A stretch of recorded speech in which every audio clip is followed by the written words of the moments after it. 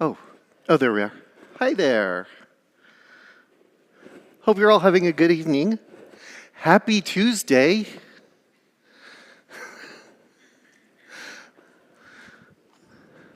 I'm hoping that tomorrow at work, I'm not just thinking it's Thursday immediately and just thrown completely off.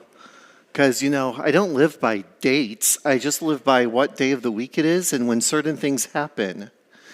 And then if something happens on a different day, it throws me all off. And that's okay. We are in Exodus chapter 2 tonight. Exodus chapter 2. I'm glad to see everyone who's here. Our teen class, welcome to the class out here. I know you've joined us once before, but last time I forgot to say you are welcome to ask questions and have comments just like all these people too. So don't feel like you have to be there quiet just because there are all these old people over here. All right, and if you are following along with the notes online, if you access them right now, they are a mess because I remembered I was teaching on Tuesday, but I didn't back my routine up by a day. So usually I do a little bit on Tuesday, and then I finish up on Wednesday before coming in. And then today I got started, I was like, oh wait, I need to actually finish up all in one day. I didn't, but that's okay. You guys are really great at filling in where my brain doesn't. So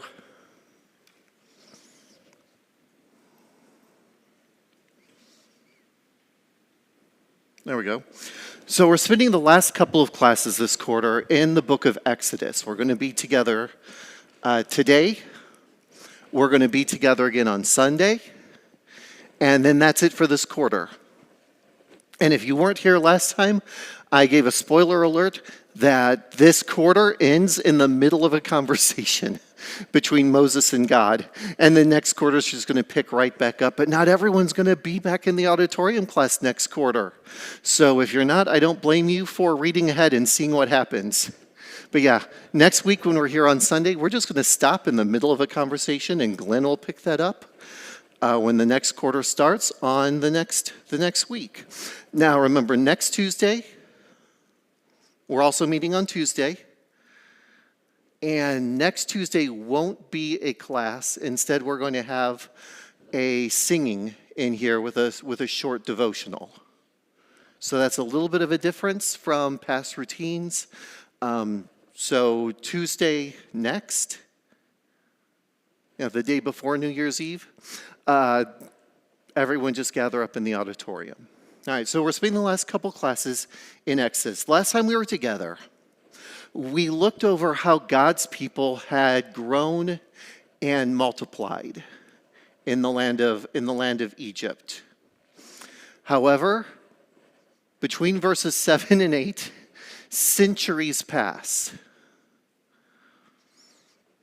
Again, depending on who you're talking to, the estimates range anywhere from 300 to 500 years pass. And then we have a Pharaoh who rises up and he doesn't know anything about Joseph. Joseph has been lost to history at this point as we lose things to time.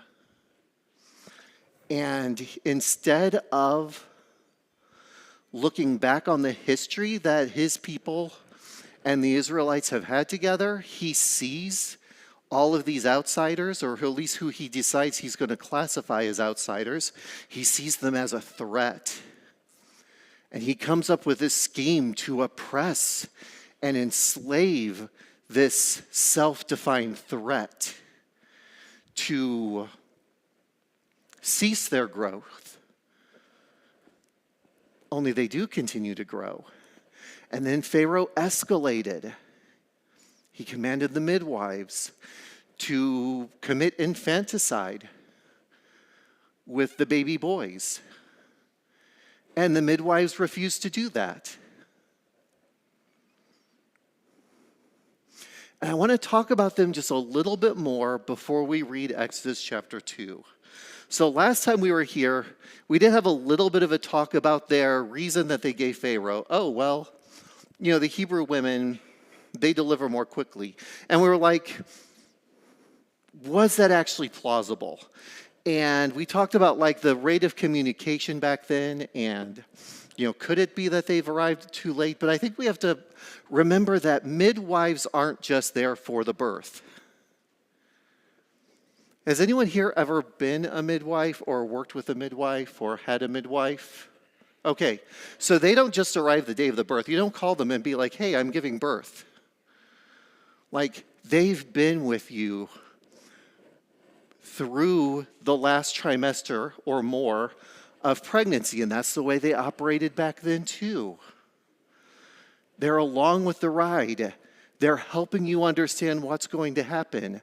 They know when you're getting close. They're not going to be caught off guard that delivery is coming. And typical labor time for a first-time mother is somewhere between 12 to 19 hours. That is the average of if you take all the different labor times across different hospitals, different countries, first mothers, the average is somewhere between 12 to 19 hours between labor beginning and the baby being there. That's a lot of time. Second, third, fourth time mothers, labor time tends to go down by a couple hours, but it's still long.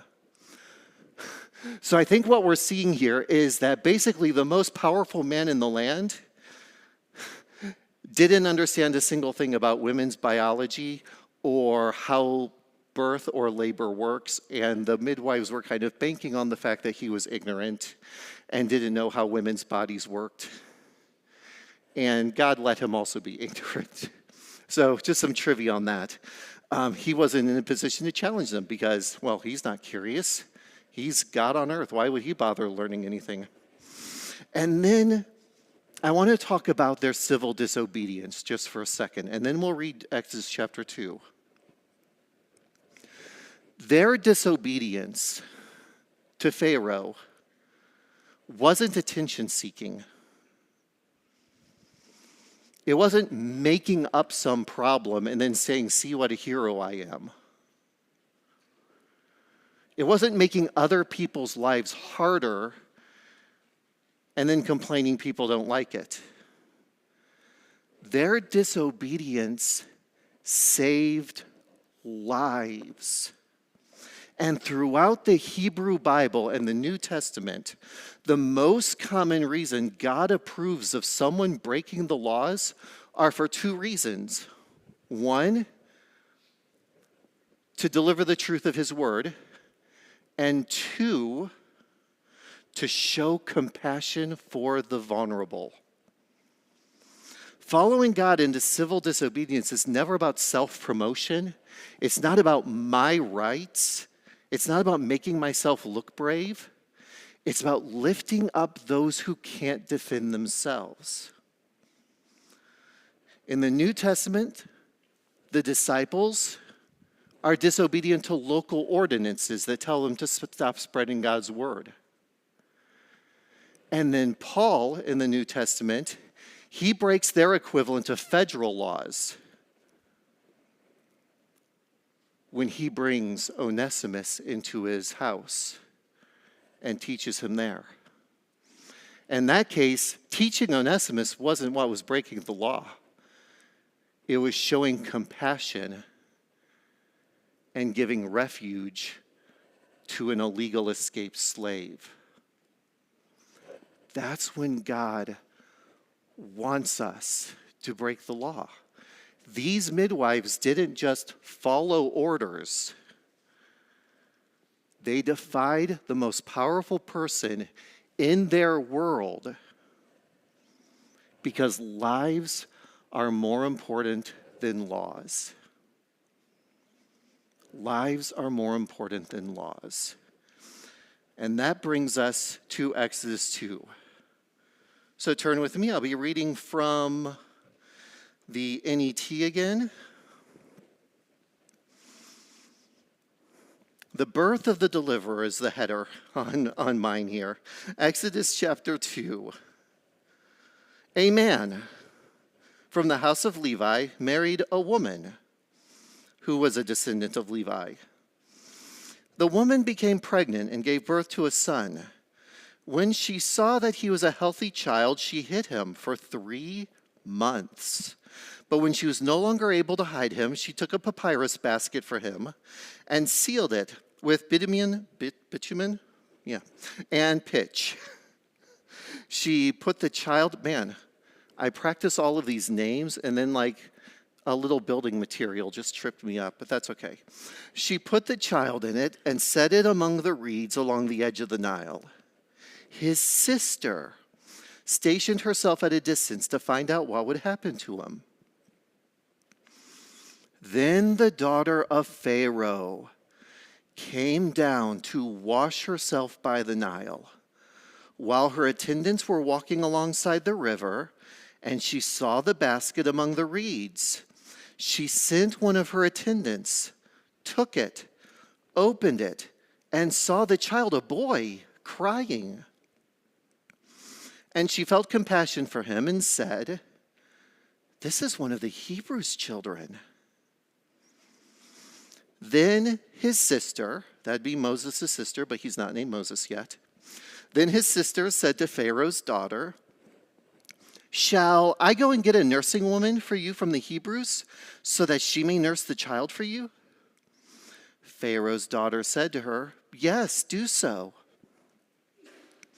So the young girl went and got the child's mother. Pharaoh's daughter said to her, "Take this child and nurse him for me, and I will pay your wages." So the woman took the child and nursed him. When the child grew older, she brought him to Pharaoh's daughter, and he became her son. She, being Pharaoh's daughter, named him Moses, saying, "Because I drew him from the water." In those days, when Moses had grown up, he went out to his people and observed their hard labor. Pardon me. And he saw an Egyptian man attacking a Hebrew man, one of his own people. He looked this way and that, and saw that no one was there. And then he attacked the Egyptian and concealed the body in the sand. When he went out the next day, there were 2 Hebrew men fighting. So he said to one who was in the wrong, "Why are you attacking your fellow Hebrew?" The man replied, "Who made you a ruler and a judge over us? Are you planning to kill me like you killed that Egyptian?" Then Moses was afraid, thinking, "Surely what I did has become known." When Pharaoh heard about this event, he sought to kill Moses. So Moses fled from Pharaoh and settled in the land of Midian. And he settled by a certain well. Now a priest of Midian had 7 daughters.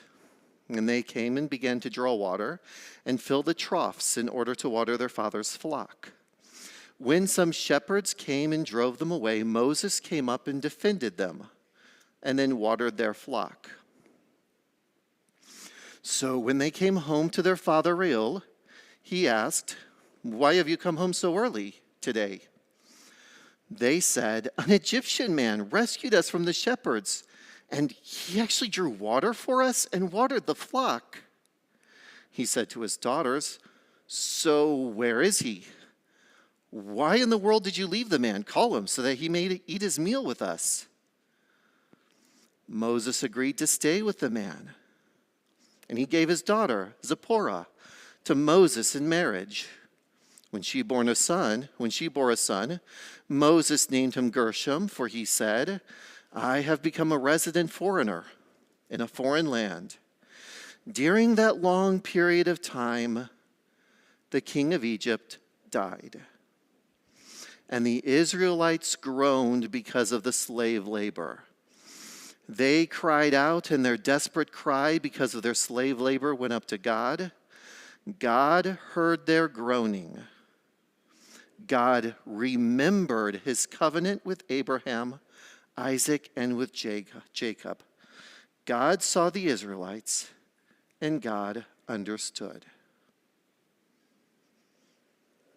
And that's God's word.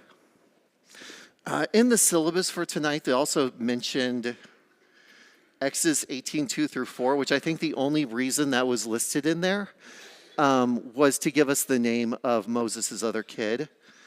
So we have Jethro, Moses' father-in-law, took Moses' wife Zipporah after he had sent her back, and her two sons, one of whom was named Gershom, for Moses had said, I have been a foreigner of foreign land, and the other Eleazar, for Moses had said, the God of my father has been my help and delivered me from the sword of Pharaoh. So I think that's why that was thrown in there, so like we would know that there was one more son in there, okay? So John's ready to go. John, go.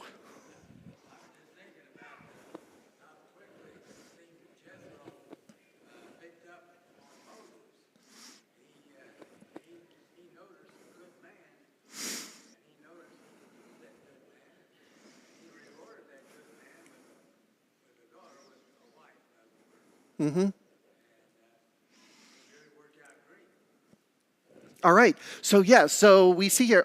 Jordan, just 1 second. I'm going to recap.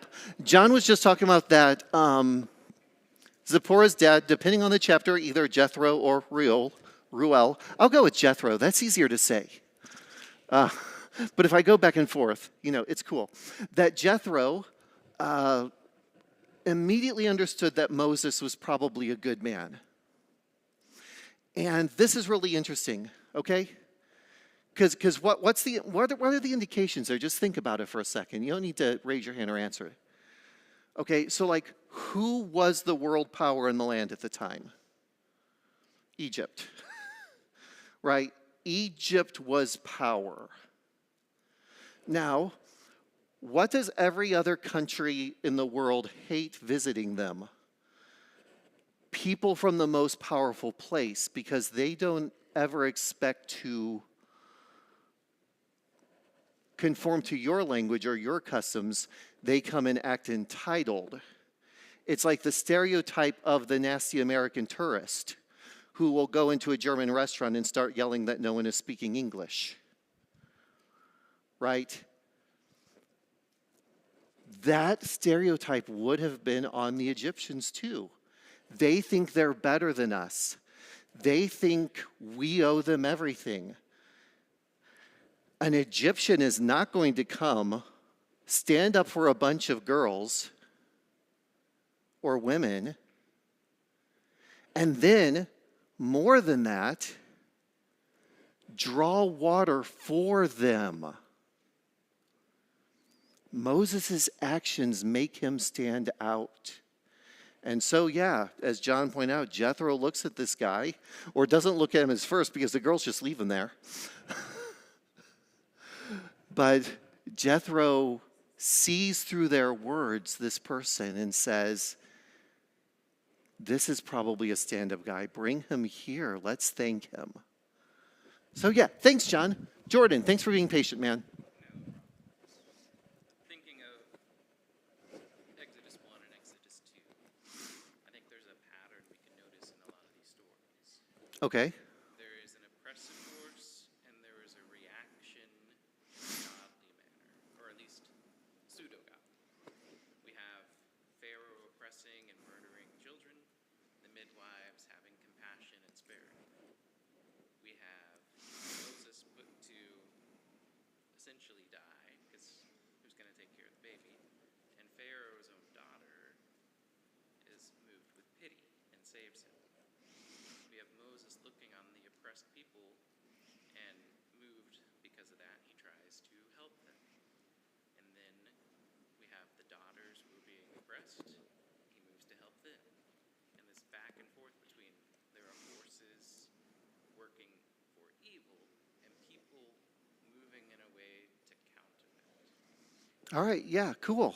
Yes, thank you, Jordan. So Jordan was just talking about how there are patterns already setting up in this story of oppression and compassion. He talked about Pharaoh wanting to have all the Hebrew boys killed, and the midwives having compassion and refusing to do that, instead saving them. He talked about Pharaoh's daughter finding Moses, who is marked for death, and she has compassion and saves him. And then Moses, which we can talk about the different ways he intercedes here in a minute, but then has periods of intercession when he sees oppression. So yeah, this pattern is setting up. It's like we're seeing little versions of Exodus happen before we get to the main event. Go ahead, David. Jordan is saying that verse 2, when it says that he was a fine child, Mm-hmm. the person that I was reading from, he said it might mean that he was healthy, but it reiterates, actually in chapter 1, verse 7, was strong and outgoing, which was probably more likely that's the reason why she said he was a fine child. All right, so David was just talking about how Moses in verse 2 is, oh, I flipped over to Exodus 3 on accident. Here we go.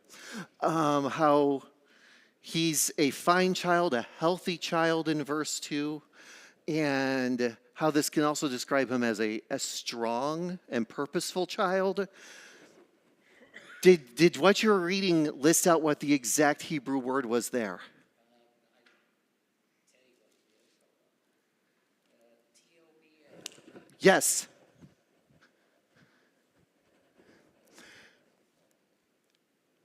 Exodus chapter 2, verse 2 describes Moses as Tov. The woman became pregnant, gave birth to a son when she saw that he was Tov. Where else have we seen that word? Where did I make a huge deal about that word, T-O-V, in the Hebrew, Tov?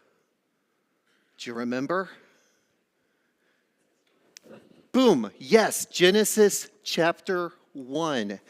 Everywhere the word good is in Genesis chapter 1. It's that Hebrew word tov, that which is purposeful and conducive to life, that which serves God's order.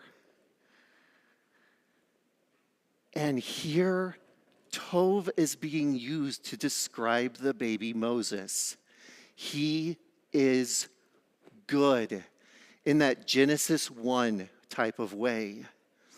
And as a Hebrew reading this, as a Jew reading this, seeing that word should immediately take me back to that. It shows us, one, the joy that Jochebed took in Moses' birth, calling him good as God called creation good. But then it also invites me, as a Jewish reader reading this in the Hebrew, it invites me to see God's hand in all of this because of that Genesis language there. Yeah, so that's a really cool thing. Thanks for bringing it up, David. Appreciate it. John, go ahead.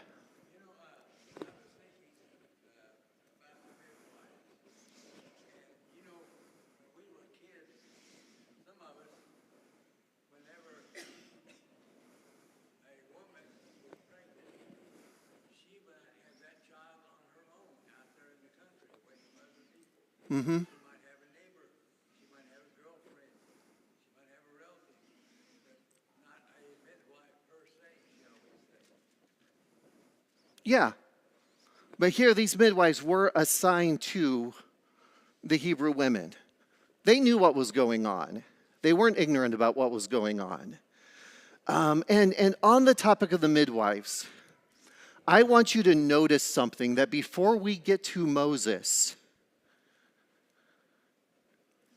every single person who acts faithfully in Exodus 1 and 2 is a woman. Look at this. You've got the midwives accepting a huge risk. I mean, they could have been killed for defying Pharaoh. And they did, to save those Hebrew babies. And then Jochebed, Moses' mother, we know her name because of later. She's not named here, but she's named later. Jochebed is pictured as the one who's hiding and caring for Moses this whole time. In fact, it's very conspicuous how Moses' father is never actually mentioned other than the Hebrew man took, or a Levi man took a Levite woman for his wife. And even the language is interesting. The woman became pregnant. It's almost as if the writer is writing Moses here as if he is born of woman. And I hope you're making parallels with someone else who a big deal is made about mother, but not as much is said about father, and he just kind of disappears from the picture. Although there is way more written about Joseph than Amram, I think is the name of the father here. But anyways, Jochebed, the mother, she shelters and cares for the baby Moses. Miriam, who's unnamed here, we know her name because of later chapters. Miriam goes after and pursues the basket to make sure it's recovered.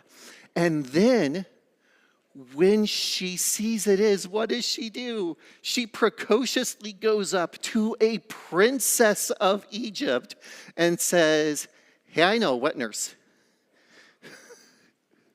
Want me to get her for you? Or want me to take the baby there? Yes, please. And so Miriam interceding makes sure that, and bravely going up to this princess, make sure Moses gets raised by his actual mother. And then let's talk about Pharaoh's daughter. Who was it who commanded all the Hebrew babies to be killed? Pharaoh. Whose daughter is this person? Pharaoh's.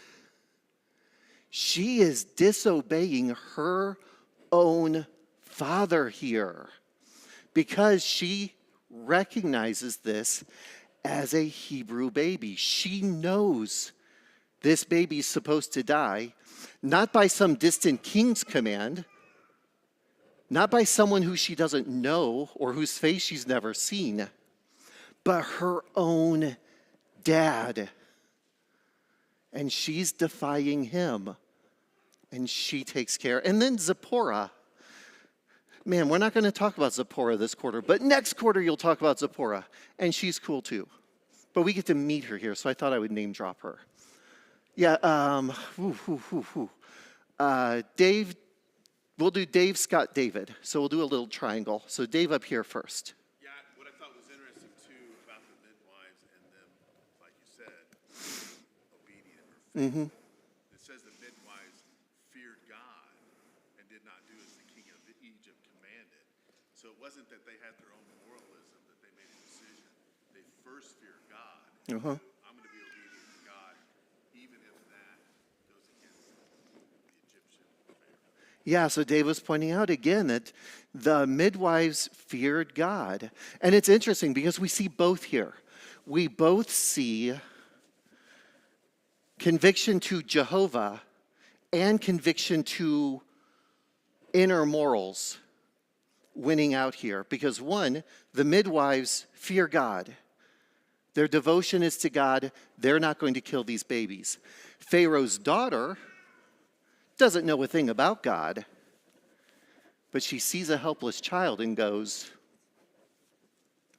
I'm saving him. Scott.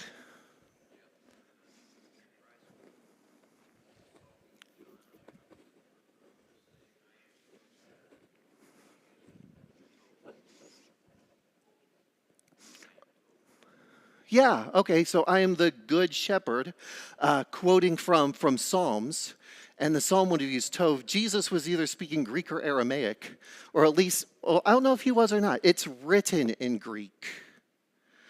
But yeah, there's that same connotation of good there. Thank you, Scott. And David in the back. I find it interesting that Moses' Hebrew name means one who draws out. And it was an Egyptian who named him that. And looking towards the future, him drawing Israel out of Egypt. Yeah, so his name has a couple of meanings.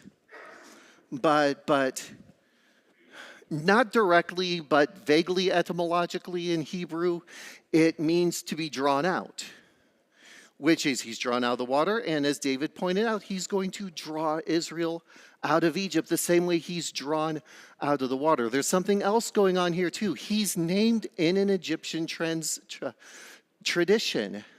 S-E-S at the end of the name means born of. So the name Ramses, one of the pharaohs, is born of Ra, okay? And there are a lot of Egyptian names that would have ended with S-E-S back then. Here, he's born of water, and because that's where she finds him.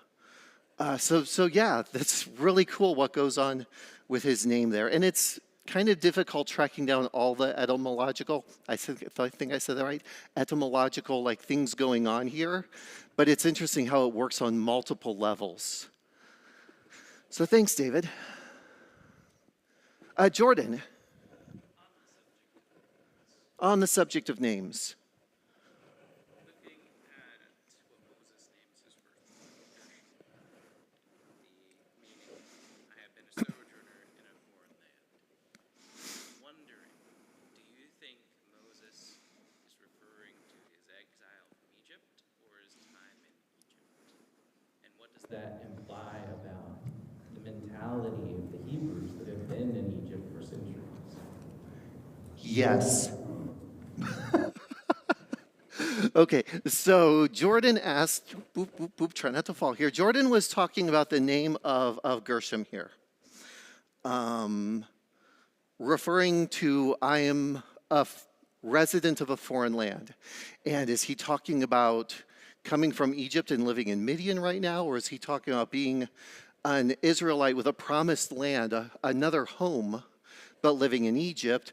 And my response was yes. Because like the name Moses itself, the symbolism of the story works on multiple levels. And that's one of the ways the Hebrew Bible works in a lot of places, is that, I mean, it's all over the books of prophecy. You have messages that work on multiple levels. Sometimes there's like an immediate fulfillment, but you could also make a messianic application from it at the same time. It's not either or, it's yes and. So my view of that question is yes and. And what it says about everyone else who is living in the land, I don't know. Do they see themselves, as we talked about on Sunday, do they see themselves as outsiders in Egypt? Or do they see themselves as this is home? I mean, they've been there for a couple of centuries by now, a few centuries. I wouldn't blame any of them if they were seeing it as home. But they also had promises of something more. So thanks, Jordan. That's a good thing to think about. Go ahead, Keith. Two things. One, I mean, the story's not about the men, but the men were probably from day sun up to sundown out in indentured servitude, so you know, they're not around much to partake in all the activities that are going on here Yeah. in this story. So that's number one. Number two, it says Moses was raised by his mother. We don't know how long. Yeah. It was 3-4 years, whatever. And then he was turned back to the Pharaoh's daughter. And if you look at Hebrews 11, it says, Oh yeah, Hebrews 11. by faith Moses, when he was grown up, refused to be called the son of Pharaoh's daughter. And I think at some point in time, I mean, I don't really know what his knowledge was of his history, his family, his original family. Okay? Yeah. But it must have been there somehow. Yeah, You absolutely. would think maybe that is from his mother, Mm-hmm. the time that he spent with her, and it just goes to show the importance of how much the influence you have on a child between the ages of like 2 to 4, maybe. Yeah. So Keith was just talking about here, like we don't really know how long he stayed stayed with his mother. It's just when the child grew older, she brought him to Pharaoh's daughter. Like, does that mean after the child was weaned? Does that mean after the child was walking and toddling about? Does that mean when he was a teenager? Probably not. But there's an indeterminate period here that Moses spends primarily with his mother as the caretaker. And Keith was looking at what we see in Moses, him seeing the Israelites as his people. Hebrews chapter 11, which I was glad to see you brought up. Hebrews 11 reads, by faith, when Moses was born, his parents hid him for 3 months. By faith, when he grew up, Moses refused to be called the son of Pharaoh's daughter, choosing rather to be ill-treated with the people of God than to enjoy sin's fleeting pleasure. Somewhere in that time, and the influence his mother had on him, he identified more with God's people than with the household of Pharaoh. And he chose to turn his back on the rights and the privileges and the wealth and the comforts that come with being a child in Pharaoh's household, even a grown child, and he chose to cast his lot with his people. And Keith just emphasized the impact that we can have on our children, especially in those younger years, about who we are and what that means to us. Go ahead, John. Up of 340s. If you sort Three of what? put it together like that. 340s. Oh, 340s. And that, if you figure it like, because it's 40 years of wandering Yeah. and 40 years of being with Pharaoh's daughter and 40 years of being down in the land of Midian and, that type of thing. You'll find a lot of commentaries will go with that type of a thing. Yeah, and that's really interesting. And, we like to make a big deal about like Jewish numerology and things like that when we're studying.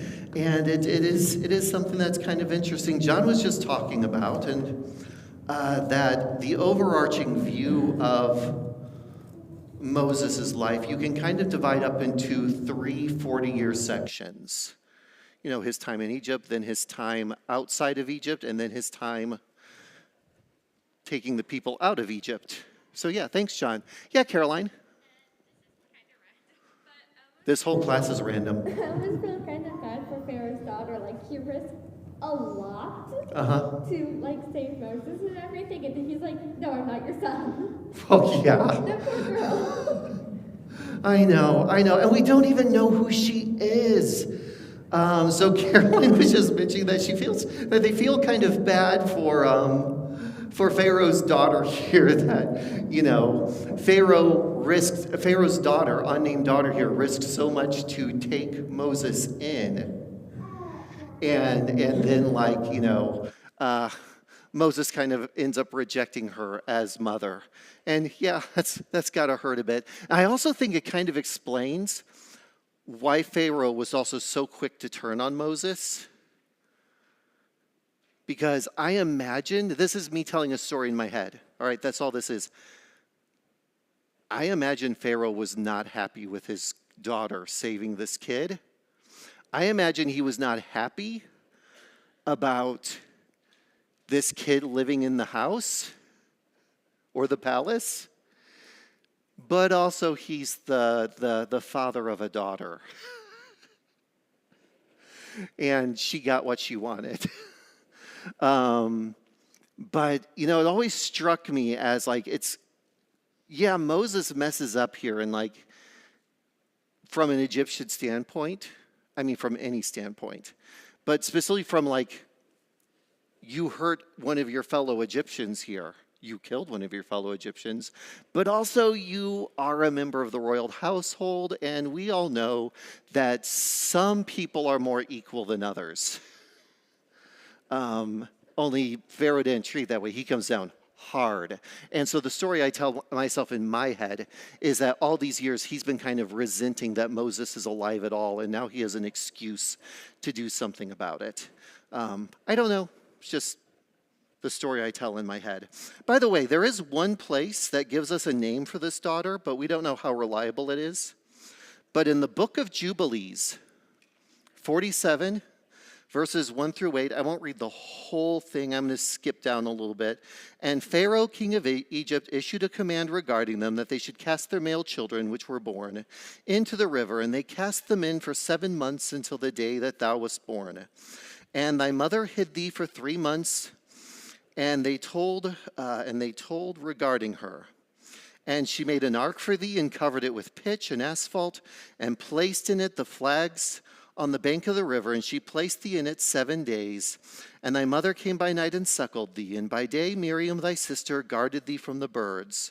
And in those days Tharmuth, the daughter of Pharaoh, came to bathe in the river, and she heard thy voice crying. So don't know how actually historically reliable that is about who this daughter was, but I thought it was kind of cool that in one of the Jewish texts that we don't include in what we call the Bible, did throw a name out there for her. I thought that was neat. John. Okay, tell me about your experience, man. Young. When my brother was born, he was 9 years younger than me. Uh-huh. Us kids went to a neighbor's and stayed there.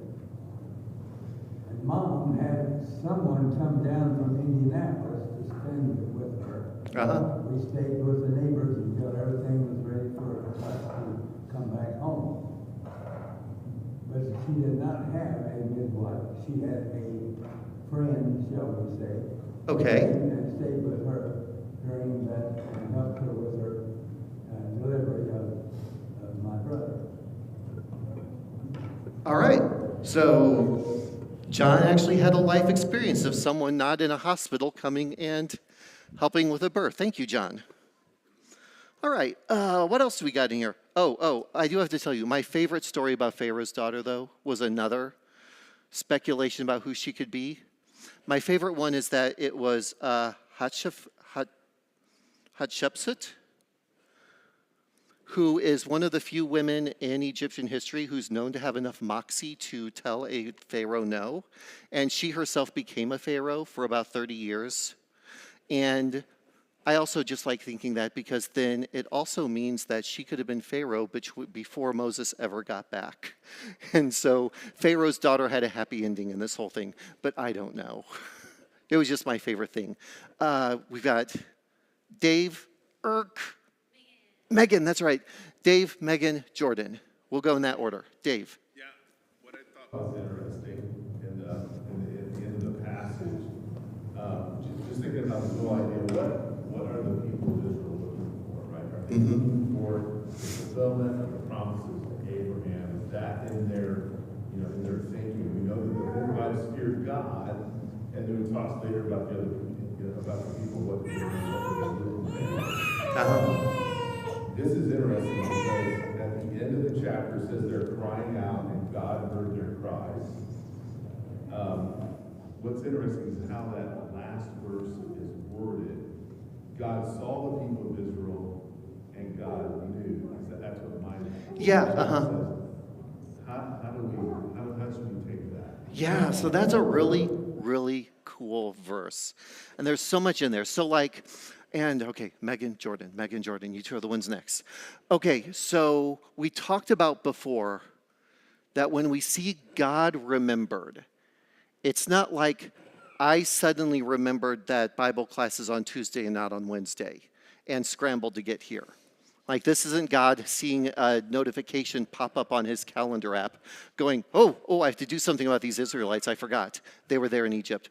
But every time we see God remembered, that it is him calling back on the promises to Abraham, Isaac, and Jacob. If you see God remembered, your brain should immediately go to Abraham, Isaac, and Jacob. Even when we're talking about like Israelites in exile and God remembered, well, Abraham, Isaac, and Jacob, this is their promised land. They're going to go back, all right? But that last bit, God saw the Israelites, and depending on your translation, it could be, and God knew, God understood,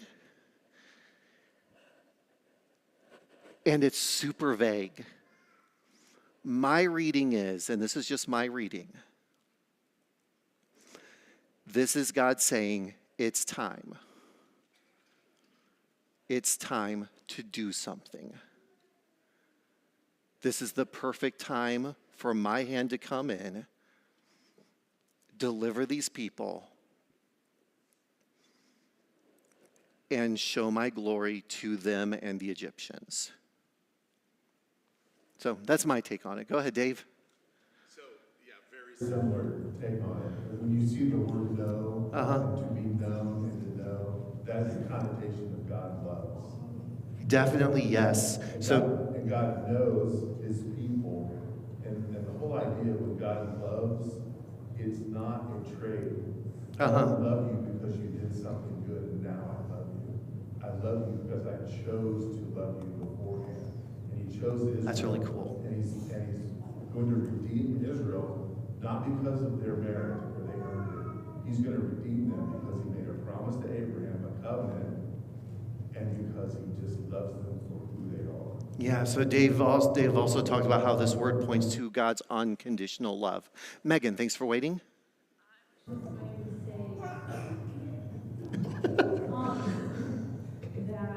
it would, if you would like to keep her as your perfect person, it would make sense because she became regent over someone way, way, way too young to rule. And there was no one else to rule, so all the firstborn sons were dead, and therefore she was an old enough daughter. You want to keep her. Why, thank you. Megan just validated my favorite person to stick in the story. You're now my favorite person in the class. No, I love you all, I promise. Jordan. Yeah, it does. It does. Thank you. Jordan, go ahead. I just wanted to bring in a bit of perspective into what I think Moses went through. He was a Hebrew raised as an Egyptian. So to the Egyptians, I imagine them seeing him as like a second-class citizen. He's here because Pharaoh's daughter told him. It's not that we all like him, we want to be here. He's just got it. Right. From the Hebrew perspective, he is a Hebrew that's not suffering what we are suffering. Yeah. He's been living the high life. And we see that, I think, when Hebrew says, who are you? Who made you this prince and judge over us? Kind of mentality that goes further and further wanting to continually question his authority. Yeah, so Jordan had a really interesting observation about like Moses is living this life in the middle. He's not really a member of Moses' household. He's only there, not Moses', Pharaoh's household, because he's only there because the daughter like had pity on him, but he's not really one of us. But then among the Israelites, like, okay, you say you're one of us, but you haven't gone through what we've gone through. And that tension is going to stay there. You're right, Jordan. And we're definitely going to start seeing that once things get hard next quarter with Glenn. Go ahead, John. That Jethro was a priest of Midian. Yep. Now, no doubt that was a priest of different kind of idols, not necessarily God, because Jethro learns about God really from Moses and his actions. Yeah, so Moses is he's going from one land of idols into another land of idols, but we see that Jethro learns something from Moses in the long run, and I think that's really cool too. We don't really have time to dig too deep into this next thing, but I did want to scratch the surface at least on the fact that we see Moses step in to intercede twice in quick succession here, and I think we see some growth from intercession 1 to intercession 2. Because the first one, what does he do? He goes in and he kills the guy, right? He sees an Egyptian beating an Israelite, and he goes in and he just kills the guy. And it backfires. Like, pretty badly. He's rash. He reacts in anger. He doesn't respond, he reacts.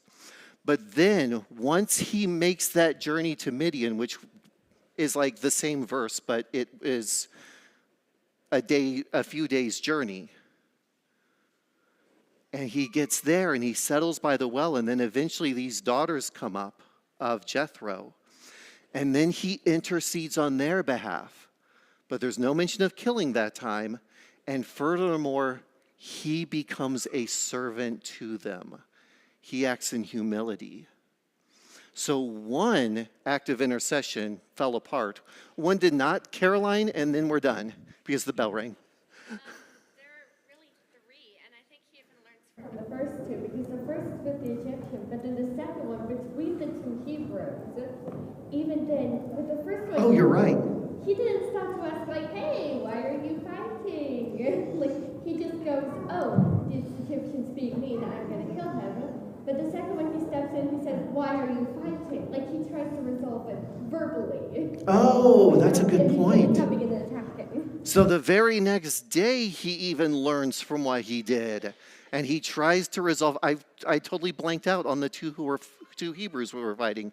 And Caroline mentioned that he does try to resolve that one verbally before doing anything else. All right. You all have been fantastic. We'll see you back here on Sunday. And I hope you all have a safe drive home.